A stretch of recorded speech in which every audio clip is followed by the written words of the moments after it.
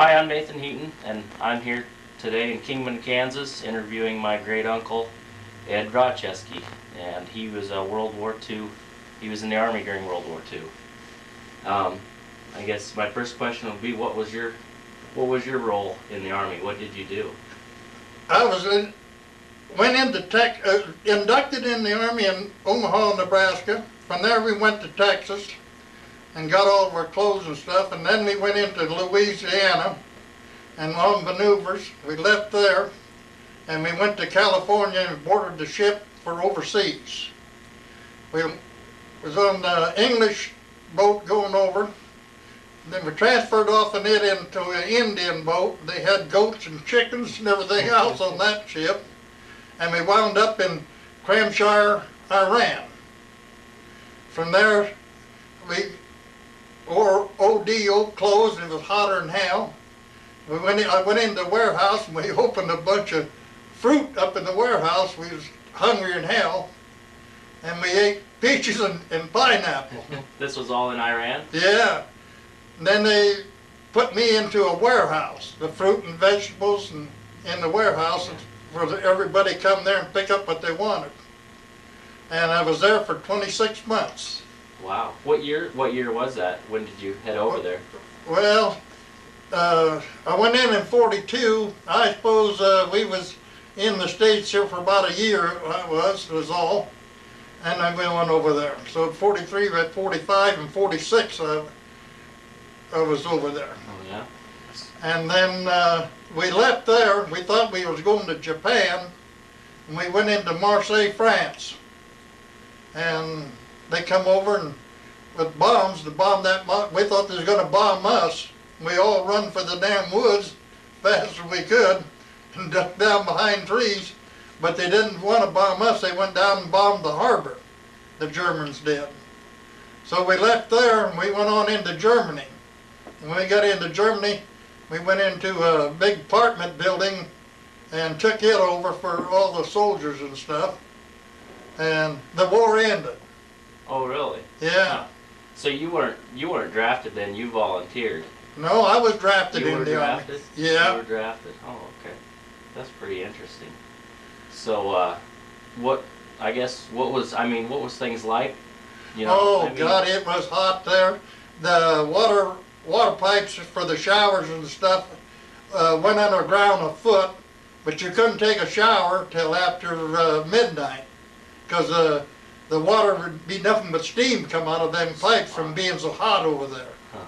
And at midnight, you could go ahead and take a shower. It would cool down enough to where yeah. you could. And we had big mud barracks over there we stayed in, and they put ventilation, water up overhead, and pipes and drilled 3 little holes through each window, and then that dripped down through the windows casings there where they had it built out with trash and stuff in it, weeds and stuff, so the water dripped through them and help us cool off. Wow. And then we slept on cots outside at the night because it's cooler, but we had what they call a sand flea netting over us. And that netting had to be tucked in so the sand fleas wouldn't give us malaria, that bite us and give us malaria. Well, the sand fleas would give you malaria too. Huh? Oh yeah, they were bad. Wow, I never knew that. And we had all we had is a mattress cover and a OD blanket. And we didn't have nothing but slept in our underclothes. And you'd wake up in the morning, you'd take that OD blanket and wring the sweat out of it. The water just run out of it from sweating all night. So there wasn't no fighting going on when you were in Iran then? Nothing going on there? No. No fighting. We had to stand reveille only one time, and the guys passed out like flies. It was so damn hot standing there at attention, and that was no more of that. So when you got up to France, what did the people there, what did they think of you? Well, France was a dirty town. It was the dirtiest town I ever seen. Marseille, France. Oh, it was dirty. Really? Yeah. I ain't gonna say what. So the French people, but what did they think of, like, you know, American troops being over? Well, they thought they was all right, you know. They didn't think they treated us good. Now, when I run that warehouse there in Iran, Kramshire, Iran, I had a big airplane hangar, and that's where we stored all the fruit and stuff in there, and vegetables, and I could hear a boom once in a while you was in there, and that was, the fruit was so hot it was blowing up in the warehouse. It smelled like a wine factory when you went in there. Crazy. Everything was just, hell, it'd move a whole pile when they'd blow up. So all that fruit was going up to Europe and to the troops up there, or No, that was to supply the Russian army. for the Russians? They had them coolies, the big semis, hauling that stuff up to the Russian army. To fight it. Yeah. Huh, that's really neat. I never knew that. So, like, were there a lot of Russian troops then where you were Never at? seen a Russian troop. Never We got seen to the certain part of that line. I think there was one captain and one or a few soldiers that went up with them trucks with them coolies, and they had water holes ever so long where they put water out for the trucks. They'd be steaming, you know, Yeah. water boil out of them. They had them every so many miles. They'd stop and fill their trucks up with water again. To keep that. And then the Russians took over the trucks from there. We never got to get across the line because they wouldn't let us cross the line. They wouldn't let you into Russia? No, they wouldn't let us in there at all. So you just, that was American fruit then? Yeah. That was being shipped up to them? Yeah. Huh. That's cool. So, like, I mean, you never did, when you were in France, was there a lot of fighting? I mean, did you get into a lot of fighting, or? No, we just, that one time, when the planes come over, we thought they was going to bomb hell out of us, and they hollered for everybody to take for the woods. And we'd run like hell into the woods. And they were German planes then? They were German planes. They bombed the harbor down there. The ship that we come on, they bombed the hell out of them. So they sunk that ship? Yeah. What ship was it? Do you remember? No, I don't remember. Probably not a real big, it wasn't a big carrier or anything. Well, there was a couple of them down there brought us all in, you know, from Iran. Yeah. So there's a lot of guys in your unit? Oh yeah, a lot of guys got sick. On the boats going over, we had English food, and that's Fred Nance.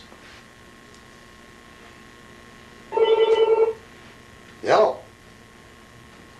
No, she's out of the house working right now.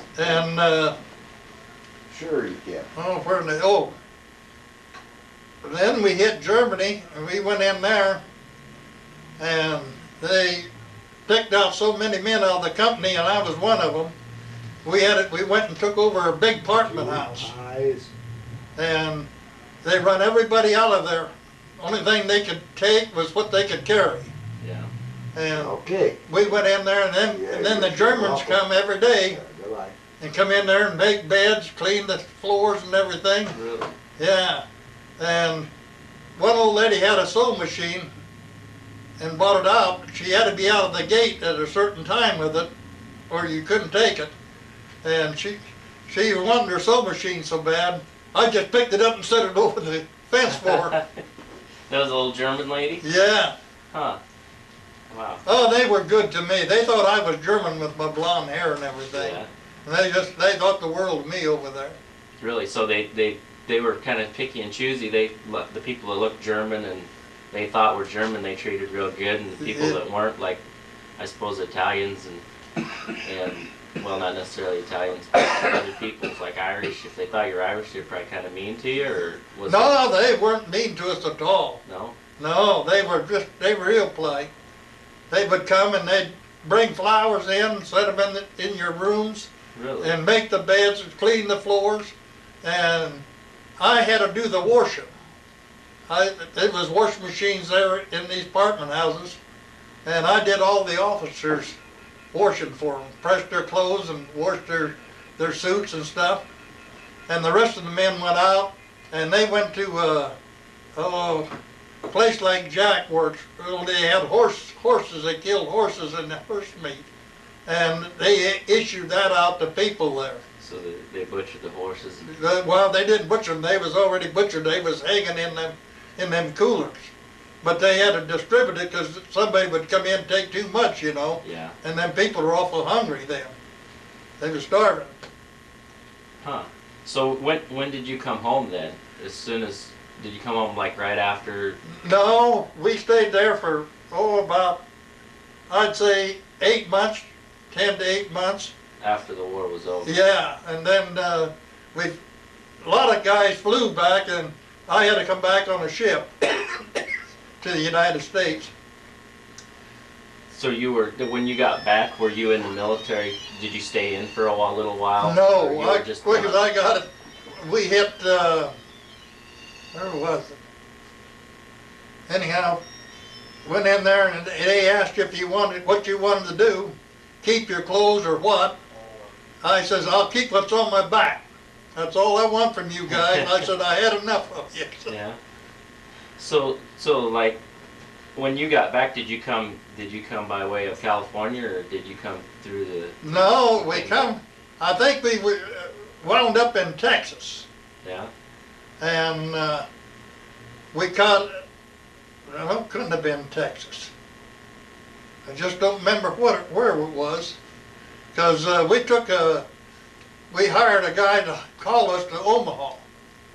And when I got to Omaha, the police picked me up there, the military police, and says, well, I ain't gonna say that on TV.